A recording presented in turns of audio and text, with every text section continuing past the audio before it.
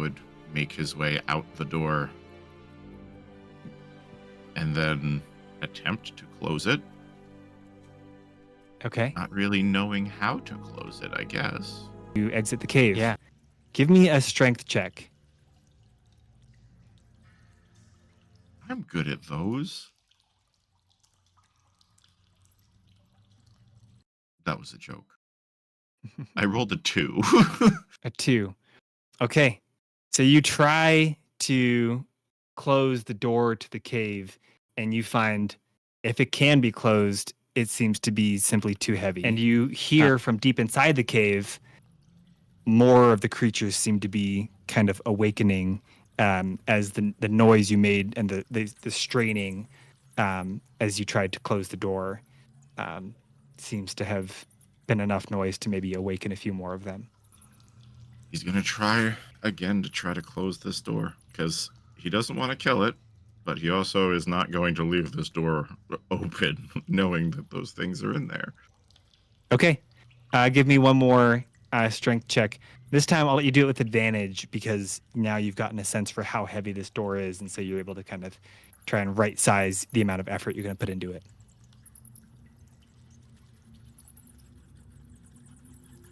Even at advantage, that's a 9.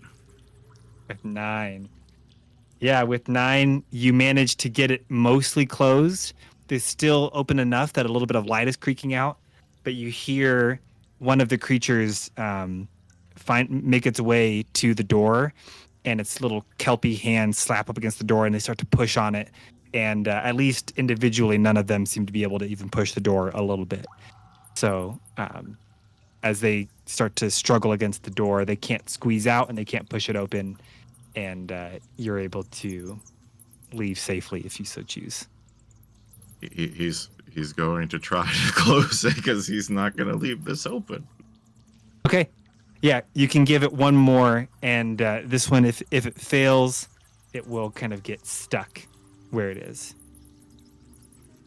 This will just be a regular. He calls upon Ione. Check. Give me the strength. Yeah.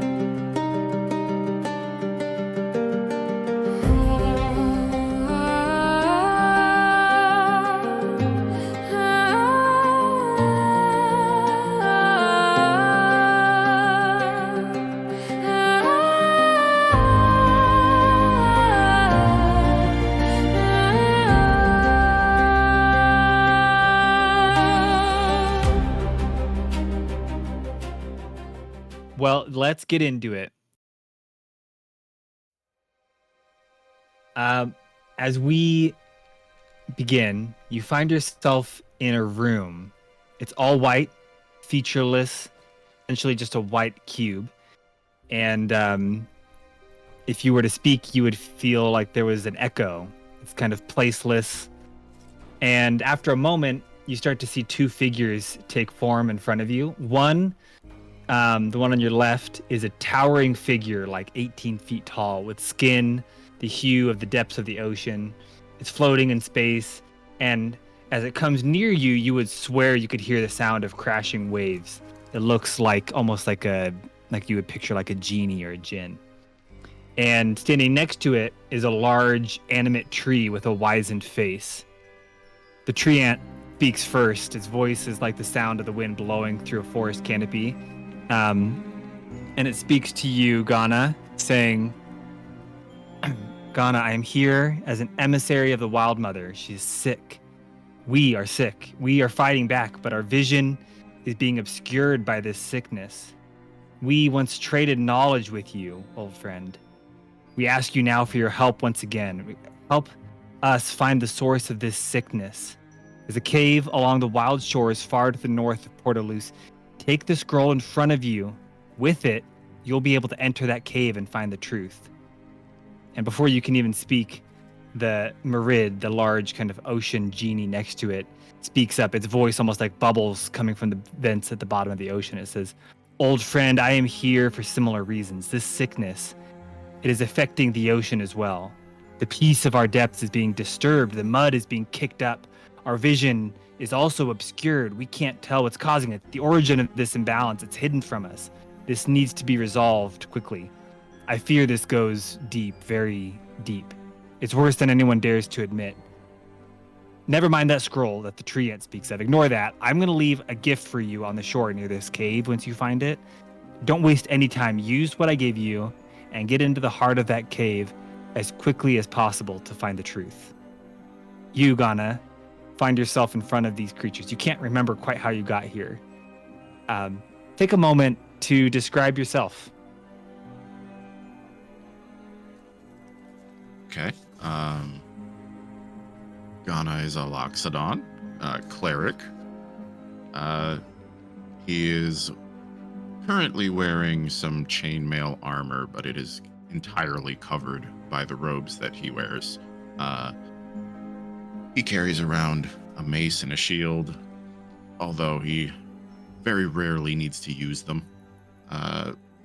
He is most notably recognized for the giant pack of different books and scrolls that he carries on his back, as well as his little traveling companion in Almirage.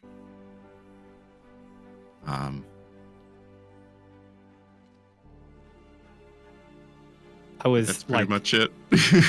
I was like 2 days ago years old when I learned that an Almirage is like a unicorn rabbit, essentially, and I love it. I'm a big fan. And so Ganna is also yeah, he is also roughly 150 years old. Yeah, so a wizened 150-year-old Loxodon kind of humanoid elephant with your Almirage companion. You find yourself in this room with your old friends, the tree ant and the Merid, here in front of you. What response do you have to them entreating you to try and help them? He would take a moment to ponder, very interested in the request that he is being given.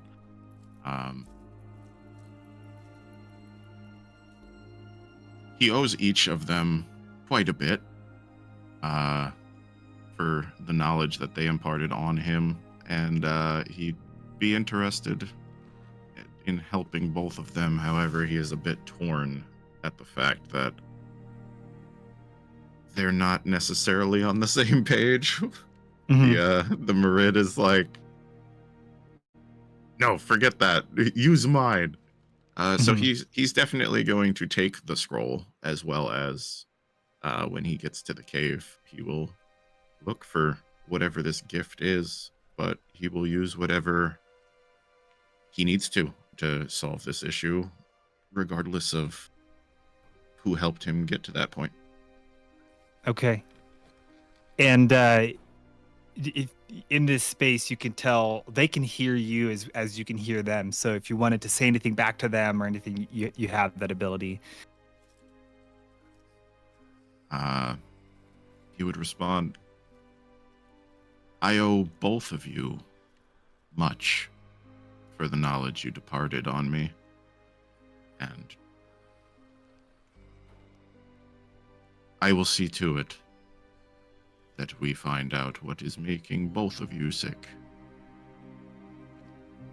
They both nod at you, kind of knowingly and appreciatively, and the tree ant looks slightly warily at the Merid and says, as you arrive, I trust that you'll be able to get through. Try to do as little damage as possible, and find the artifact at the heart of the cave. And the Merid once again is like, just kind of scoffs, and he says, do what you have to do. And they both, in a moment, vanish, and you find yourself waking up.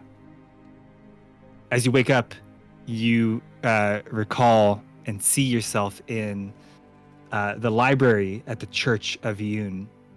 It's a place that's been your compass, your home since childhood, and a sanctuary now more than ever after decades of this more nomadic existence. For weeks, you've been kind of chasing down this clue, a half-erased footnote referencing some darkness long since past, and you must have fallen asleep while you've been studying. You look around and you notice your tusk is the end of one of your tusks is kind of sitting in an inkwell, and as you sit up, a little bit of ink is dripping off of the end of your tusk, and there's a whole bunch of scrolls laying out in front of you, and you see the scroll right in front of you that the tree ant was referring to. When you had fallen asleep, you couldn't quite make heads or tails of any of this. But now that you look at it with fresh eyes and the insights that the tree ant gave you, you notice a poem that stands out. It says, and I'll give this to you in writing so that you're able to reference back to it. It says, "First I held thoughts in a chamber of bone. Then I held flame for the lost and alone. Last I hold the dead where no light is shown." You have that, and you have the information that the tree ant gave you, which directed you to a cave in the northern wild cliffs, the cliffs north of Portolus, kind of wild area that people don't really visit. There are these massive cliffs right along the ocean, very difficult to get down to if you aren't a weathered adventurer. But you, as a veteran explorer, know that you would have no problem getting there. What else? What would you like to do? You can depart and head to the cave, or if you wanted to, you can spend a few more minutes kind of looking around here while you're in the library. First, he would try to wipe off the ink on his tusk, kind of looking down at it, wondering to himself just how long it is going to take for that to unstain.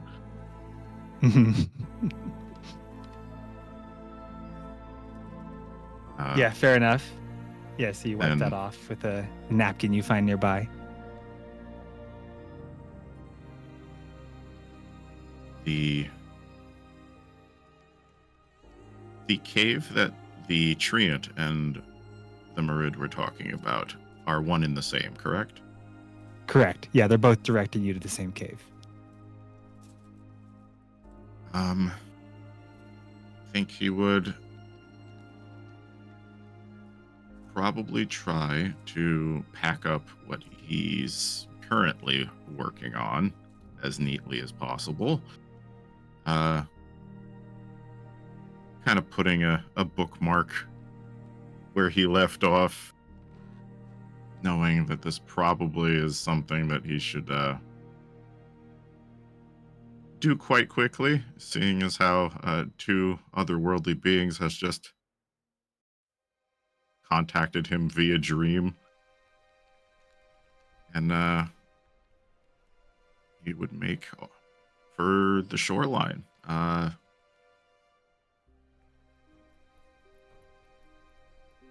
How long of a travel is it to the shoreline from the temple? It would be just a couple of days' journey. The temple is kind of in some of the northern reaches of the Eldertwist Forest, and so you would be able to leave there. You'd actually be heading kind of down. It's up in some kind of a higher, not quite a mountain, but some of the higher hills. So you'd head down from there and find your way down to the cliffs, and it would just take a day or two to get there. All right.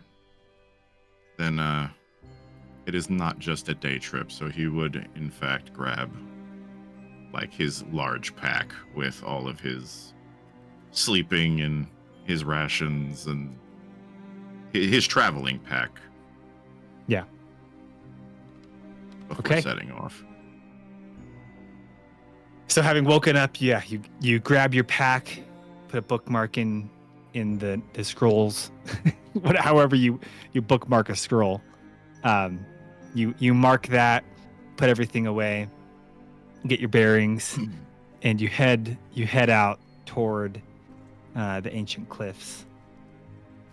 As you arrive, we'll cut to, you are now standing on the sand, and before you is the maw of a dark cave tucked into the cliffs, like a secret that's just been waiting to be remembered. Behind you, the waves are crashing, and you can feel the spray of the salt water on your back, on maybe just on the back of your neck, since you've got a large backpack.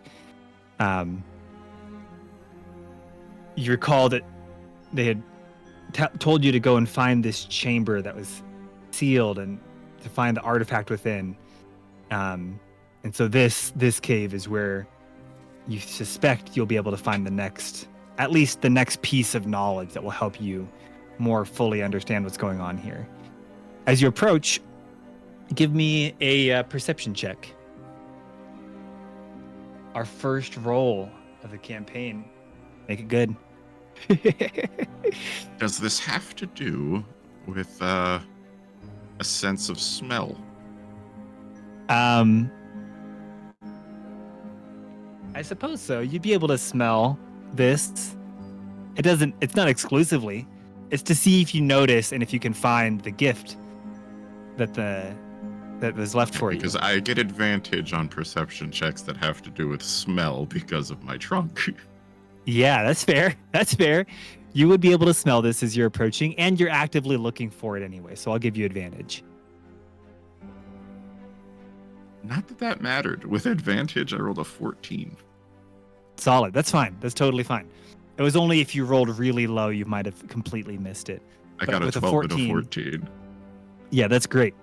As you approach, you look off to the side, and you see a keg of smoke powder and a tinderbox at the mouth of the cave, and a note on the keg that says "XOXO" from your friend. So excellent.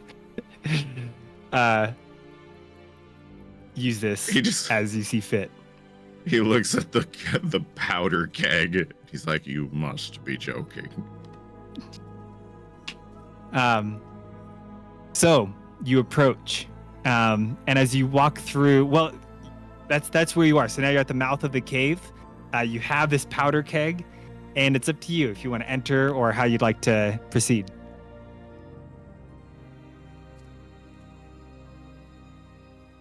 He is going to scoop up Sweet Pea the Almirage and put it on top of the barrel of black powder. I need you to remain here and make sure that nobody takes this. And then he is going to walk into the cave and pray to Ayun that the scroll opens this door and that he doesn't have to blow up the cave. Okay. All right. So you enter the cave, and you don't get that far in. As you start to walk in, kind of just at the point that it starts to get pretty dark, you take out your lantern and you hold it out in front of you, and you see before you a massive door. And this door has an intricate design on the front of it.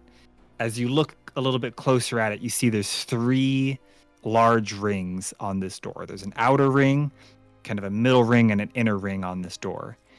And you can see on the top center kind of an arrow pointing down.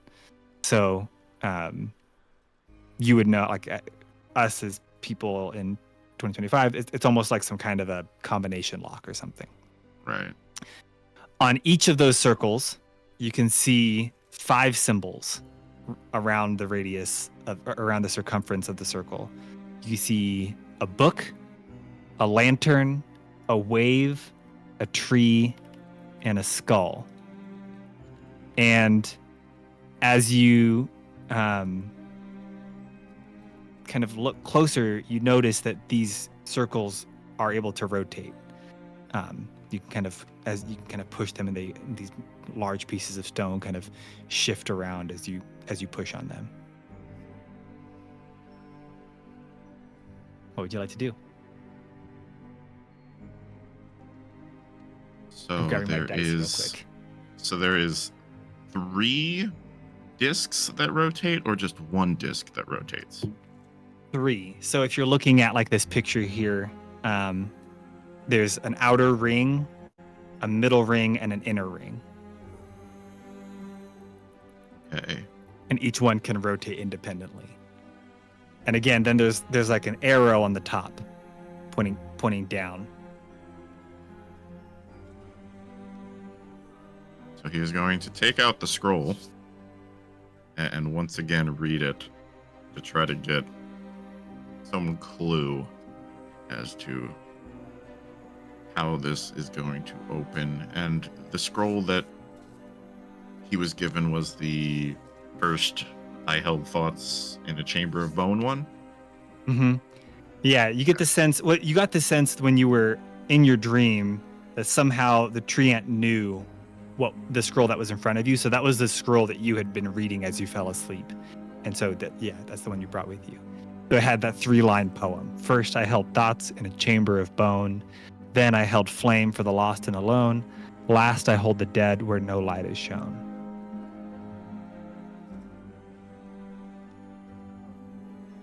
Hoping that he got this one right. He is going to rotate so that the top one is going to be a book. For the thoughts in the chamber. Okay. So first, I held thoughts in a chamber of bone. So you're making the outer ring line up with a book. Okay. Then for the middle one, you'll use a lantern for the holding of a flame. Mm-hmm. And holding the dead, I guess he's going to put a skull for that one. Okay. As he shifts the inner ring into place, he notices that the outer and inner ring kind of rumble, and the middle one does not. And as it starts to rumble, deep within the cave, he hears the chittering of some kind of wet-sounding creatures. And after everything rumbles for a moment, it goes silent. And they all kind of settle back down, and the noises dissipate. But the door does not open. Okay. So the book and the skull are at least right.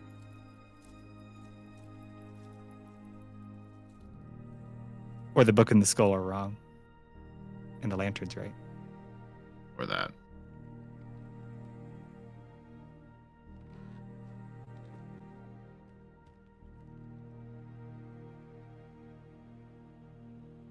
Out of curiosity, he's just. You could roll to perception, or investigation to try to tell if you can tell which one is which.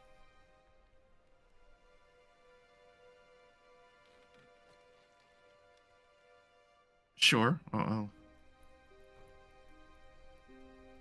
Of course, that's the one I nat 20 on. Nice. For Okay. 21. Yeah, that's fine. So with a nat 20, you can tell that the two that rumbled, the book and the skull, were the ones that were giving you some kind of indicate something was wrong about them. So when it tried to unlock, those two didn't slot in correctly, and so they caused that rumbling.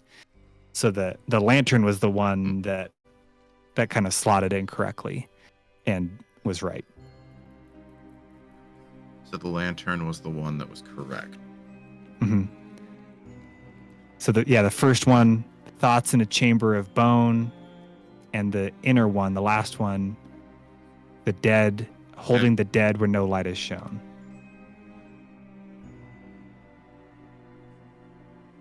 Really thought thoughts would be for a book. I guess with that knowledge, he would switch it so that the skull was on top. Okay. Then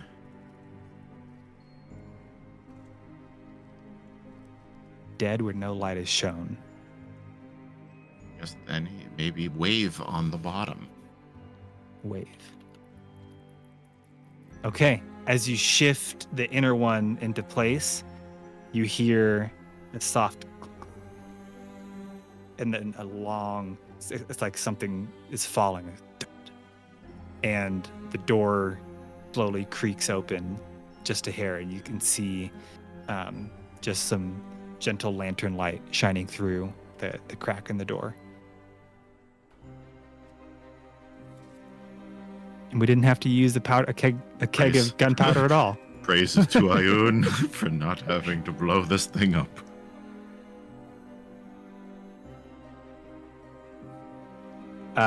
So what do you want to do now that the door is cracked open?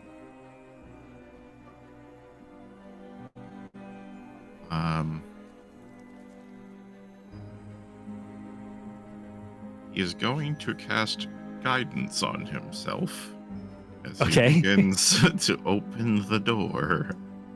I guess he has the lantern already, so you're holding a lantern. He will stick the head of the lantern in and try to, I guess, roll perception to see if what he can see inside. Okay. Yeah, and guidance gives you an additional 1d4 to an ability check. D4. Okay, go for it. So that before the D4, it's a 24. Okay. 26. So to your keen Loxodon eyes, which do elephants actually have amazing eyesight? This one does. Ganna does, at least now. Yeah, got in this moment. In this moment, the eyes he sees of everything. Freaking owl. You look into this room, and it's a large open cave. You can see that there's some torches around the edges of it, which are lit, which makes really no sense since, how could they still be lit? And this seemed to have been a sealed cave. So some kind of supernatural support. Something is special about this cave. And in the middle of the cave is a small pond. And on the far end of the cave, it's not a huge space, but it's kind of a large opening.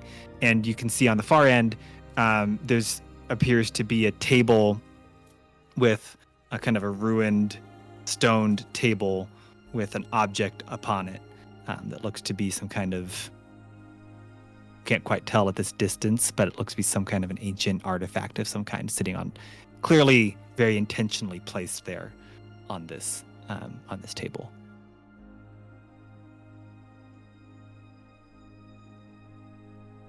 The door itself, you said cracked open. Is it entirely open, or do I need to open it further? Yeah, just the way that a door that someone left open would be. So you could just kind of push it open. It just didn't swing all the way open when it unlocked.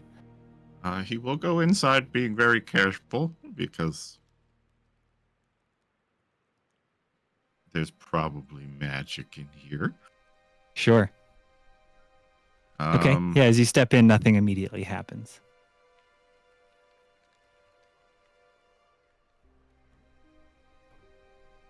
He's going to kind of clutch his holy symbol and say, I am trusting you, as he walks forward to the table with faith that his deity would not lead him into ruin. Give me a stealth check as you walk across the room to see how subtle your footsteps are, or if they're the thundering footsteps of a Loxodon. Okay, that is at disadvantage because he is wearing his armor right now. That's going to be an 8. An 8. So, with an 8, as you walk across the room, you're trying to be, gentle. I have faith in my deity. I have nothing to fear. But you are, after all, a large elephant, and your footsteps kind of boom through the room. And you can see as you walk that the little pool in the center kind of ripples with each step that you take. But you get across the room, and you are in front of this table, and you see on the table that there's a relic there. You can investigate this relic if you want to try and read it and see what it or not. It's kind of this interesting. It looks like a stone tablet, but it's more of a cube than a rectangle, and it has writings carved into each side. So you could try to investigate it to try and discern what it says. you want to. That is another 8. Okay. So as you look at it and you try to discern what this clue is, you're only able to make out, even someone as wise and as knowledgeable as you, who's been around for so long, you look at this and the script on this object, it's jet obsidian black, and even where it's carved, it's kind of glowing with these deep violet, purplish veins. It looks almost like it's pulsing a little bit from the inside with light. And you can tell that this script is extremely ancient, more ancient than the nation of Cresponte itself. You can't make out many of the words. There's only a handful of words that you can read. You make out with words, the tide beyond the tide, and the one phrase that you can make out is a phrase that says, "May the dead remain buried, may no wind wake the black tide." The rest of it is all just too arcane, too ancient. You're not quite familiar enough with this. You're going to have to find some kind of a codex or someone else who might have more knowledge of the ocean and some of these more ancient languages that come with the sea. That's from, you've just been looking at it. So what do you want to do? Do you want to leave it there? Do you want to take it?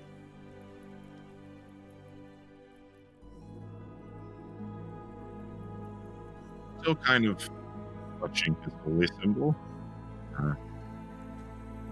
It would take a moment almost to ask Ioun, like, what have you bestowed on me? And where do I go? Find answers.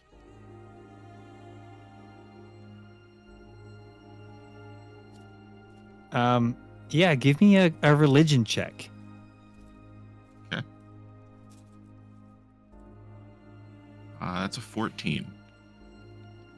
With a 14, you get this sense somewhere deep in your soul and your mind that the best place, the best person who might be able to help with this, you're not quite sure what this means, but just the image of an old friend comes to mind.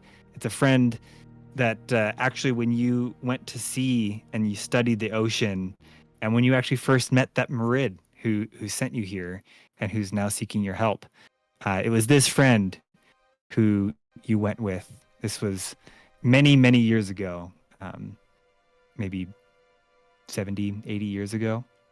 An image of that friend, who now is a tavern owner in Porto Luz, comes to mind as someone who Ioun seemingly thinks could be of help to you in this situation.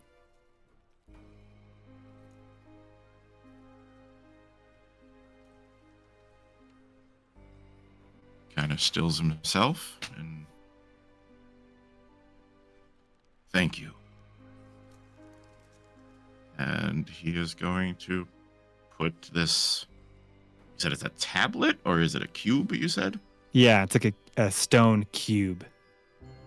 Jet black obsidian cube.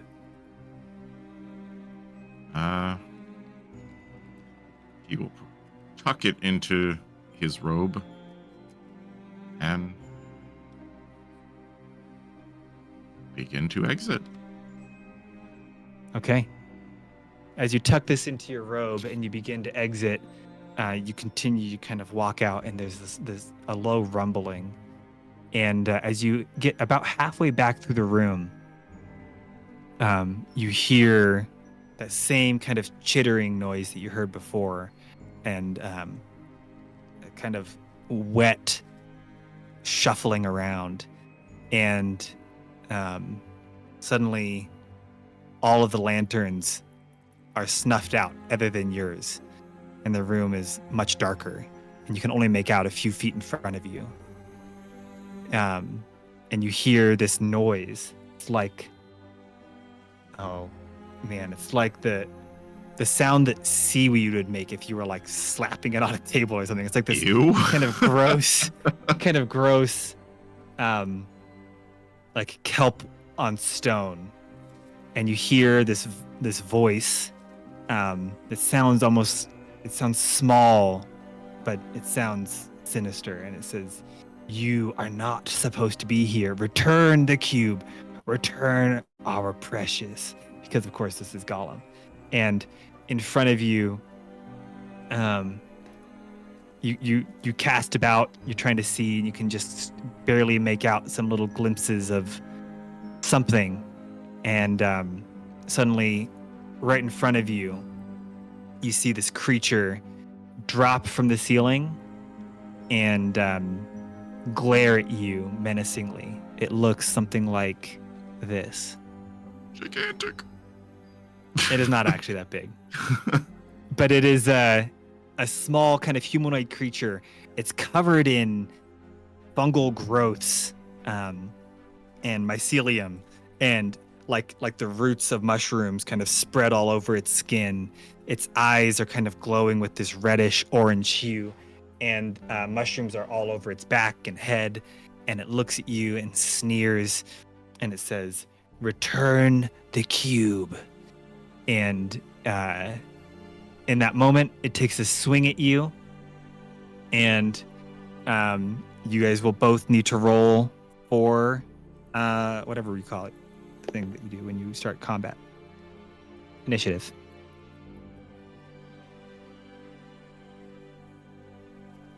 Man, I'm rolling a lot of 14s today. You got 14? Yeah. Okay. He rolled 18, which makes sense. He got the jump on you. So as he lands, he just tries to reach out and bite your leg. And so he goes to bite you, and he rolls a nat 1 to attack. And so he, being a weird little kelpy humanoid thing, tries to bite you and slips and just falls on the ground in front of you. And he's now prone, and he rolls onto his back, and for a moment actually looks a little bit scared as he now sees this massive Loxodon towering above him. And he kind of pulls his arms and legs up to try to protect himself. And it's your turn. Looking down at this creature, how big is it, you said? It's maybe 3 feet tall. It's pretty small. He would look down at the creature, and I have not come to harm you or this artifact. I have come to help.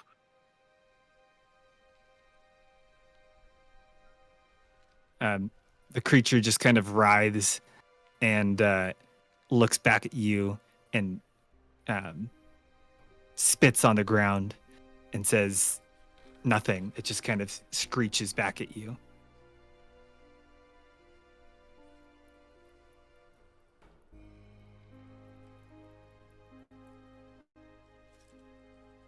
He doesn't want to kill it. You can actually hear.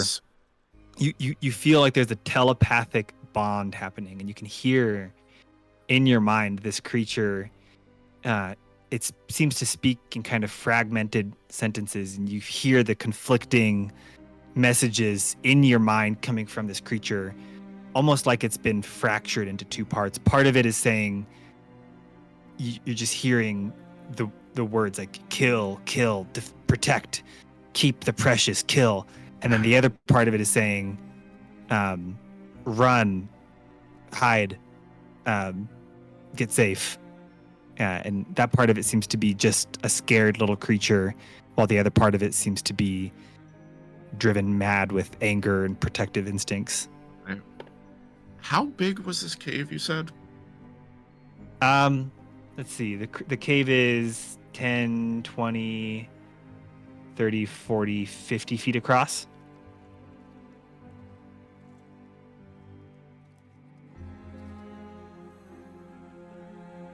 I'm going to cast Detect Poison and Disease. Okay.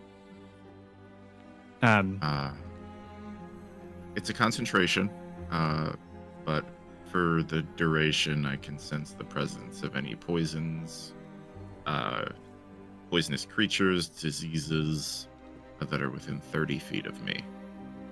Okay. And I can identify what those poisons or diseases are. Yeah. Okay. So you cast that, and the creature, the little homunculus in front of you, you can tell that it's poisoned. That these mushrooms, they're almost glowing with this purplish, greenish, clearly damaging and hue, and that is clearly poisoning not only its body but its mind, and driving it to this aggression. And you've heard of this happening.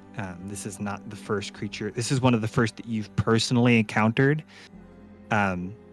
You've only come across this one or two other times, but you've been hearing rumors of this happening throughout the forest. Creatures being corrupted by this fungal disease. But you have no other name for it. This is what you've been investigating. You've been trying to understand, alongside what's happening on the seas, you've been trying to understand what this poison is and how it's infecting people and why this is happening when this has never happened before. So you have no name for this poison other than that it's this fungal corruption that you've been investigating.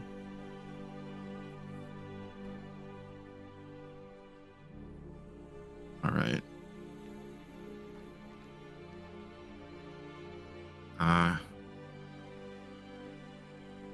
He is going to try to put some distance between him and this creature. He's going to try to get as close to the door as possible. So I guess he's going to use his 30 movement to run towards the door. Okay. Let's see. 5, 10, 15, 20, 25, 30. Gets you pretty close.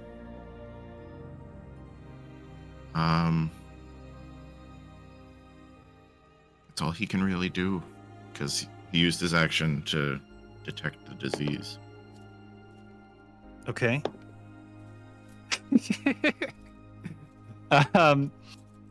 The homunculus tried to take an attack of opportunity as you left while he was laying on the ground. He rolled a nat 20, but he's at disadvantage because he's prone. And then he rolled a nat 1. So this poor little homunculus, as you walked away, tried to take a swing at you and again tried to bite your ankles as you ran away. Not run away. That makes it sound like as you left, trying to mercifully not kill him, and he just slipped and fell on his own face yet again. This time, actually doing damage to himself, taking 1 damage, and he kind of whimpers in pain and looks up at you, and not entirely unlike Gollum from Lord of the Rings, has this kind of, you can tell this almost inner conflict between wanting to desperately to kill you and get back this codex, and to just retreat and be safe and not be in pain anymore. That's the end of your turn? Yeah. Okay. He's going to use his whole movement speed to get back up. And he's going to look at you and just kind of shout and hiss.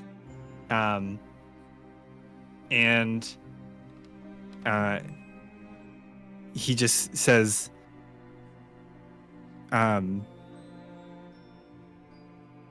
bring it back. Bring back my precious. And he hisses loudly, and that's really all he can do, though. And again, you can kind of feel his voice in your mind, but he can't get to you from where you are. He just kind of jumps into the air. He has little wings on his back. He's kind of flying in the air and is looking at you. But you can kind of see in his eyes, and you can hear in your mind that he knows that you are now at the door, and that he's not fast enough to stop you if you were to just try to leave at this point.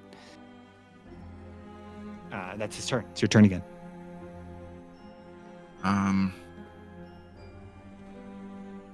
So the door is how far away from me right now? You're right at the door. You're standing basically in the door. You were able to get to the door with your last turn.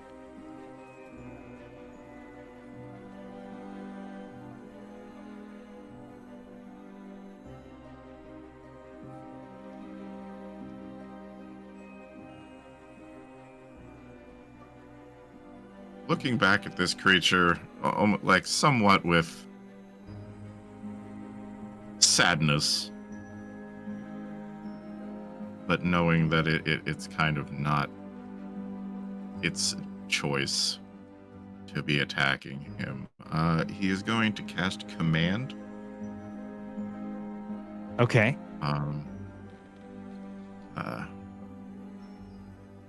That is a Wisdom save. Okay. And what does it need to beat? It is a Wisdom save, DC 13. DC 13. He rolled a 17. Doesn't stop him from trying, though. But he kind of reaches out his hand and attempts to command him. Be still. I will come back and rid you of this blight. Not really knowing whether or not it worked or not, but he would make his way out the door and then attempt to close it. Okay. Not really knowing how to close it, I guess. Yeah. As you exit the cave, you notice that through your telepathic bond, while the creature may not have been magically affected, it does seem to have taken some level of solace. At least part of it seems to have taken some level of solace in your kind words. And hearing those kind words, it stops flying, settles down on the ground, and you exit the cave. Give me a strength check. I'm good at those. That was a joke. I rolled a 2. A 2. Okay. So you try to close the door to the cave, and you find if it can be closed, it seems to be simply too heavy for you to close it. And so it remains slightly ajar. But as you exit, the lights flicker back on inside, and you can see the slight glow coming out from inside. And you hear from deep inside the cave, more of the creatures seem to be kind of awakening as the noise you made and the straining as you tried to close the door seems to have been enough noise to maybe awaken a few more of them.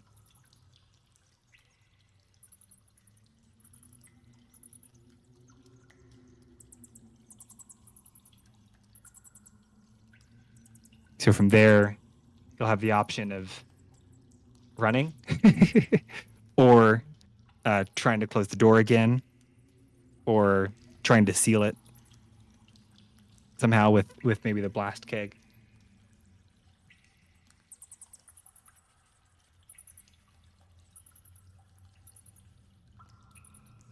He's going to try again to try to close this door because he doesn't want to kill it, but he also is not going to leave this door open knowing that those things are in there.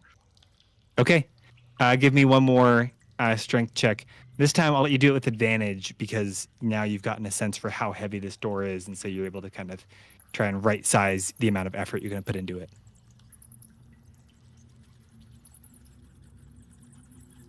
Even at advantage, that's a 9. With 9. Yeah, with 9, you manage to get it mostly closed. It's still open enough that a little bit of light is creaking out, but you hear one of the creatures make its way to the door, and its little kelpie hands slap up against the door, and they start to push on it. And at least individually, none of them seem to be able to even push the door a little bit. So as they start to struggle against the door, they can't squeeze out and they can't push it open, and you're able to leave safely if you so choose.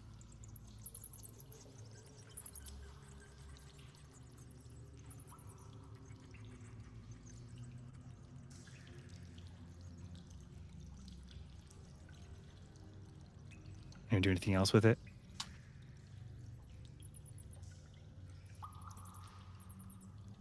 He's going to try to close it because he's not going to leave this open. Okay. Yeah, you can give it one more, and this one, if it fails, it will kind of get stuck where it is. This will just be a regular. He calls upon regular Ioun, give me the strength. Yeah.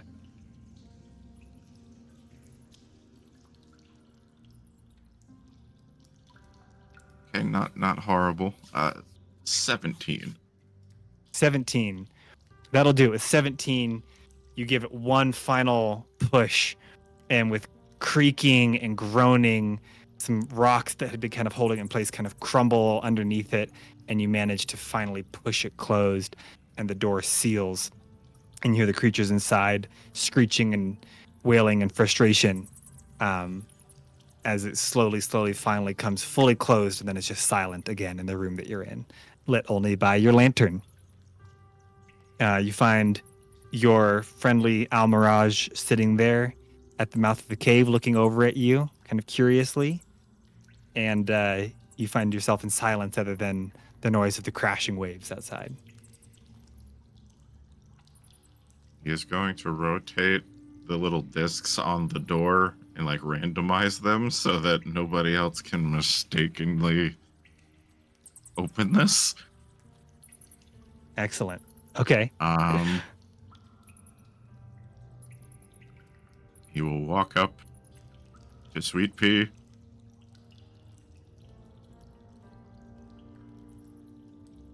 Ioun has blessed us, but we must get help. And he's going to pick him up and put him on the sand, and then he is going to try to pick up this. How heavy is this barrel of black powder? It's pretty heavy. It's a large barrel, so you could roll it. You could maybe kind of push it around, but it'd be pretty hard to actually lift and carry. At least not over any real distance. He is going to roll the barrel over to like the rocks where the waves are crashing, and then he is going to pull out his mace and try to like break open the barrel and then like pour the black powder into the water so that nobody else can use this.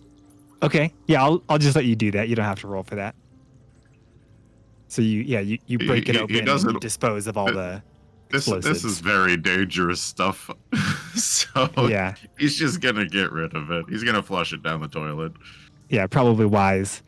There's now maybe a few explosive fish, but otherwise. Oh gosh, the puffer fish, they explode now. Great. Okay. Anything else you want to do here before you? Act 2. Right. Yeah, I'll just note that away for the future. Self-detonating pufferfish.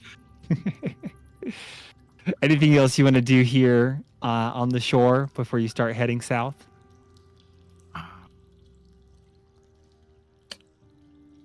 He'd probably say a prayer to Ioun and thank her for leading him out of the cave unharmed and giving him the answer to solving this text. And then he'd probably give a look to the ocean and not really knowing if the Marid is listening or not. Goes, if you wish to help, Please do it in a non-destructive way. And then he will make his way south. I dig it. So, yeah, as you begin to make your way south, you have this new ancient object in your pocket. The wind is kind of howling. Switch it to his backpack at this point. Fair, yes. Okay, so you have this ancient object in your backpack. And while it's not particularly heavy, the weight, the gravity of it is weighing on your mind. And as you begin this long walk, it'll be another several days' journey to walk south from this cave along the shore down to Portalus. You don't fully understand what this thing is that you found, which in some ways kills someone like you who loves to understand and know everything, but in some ways is actually your favorite thing in the world, a good mystery, something to be figured out.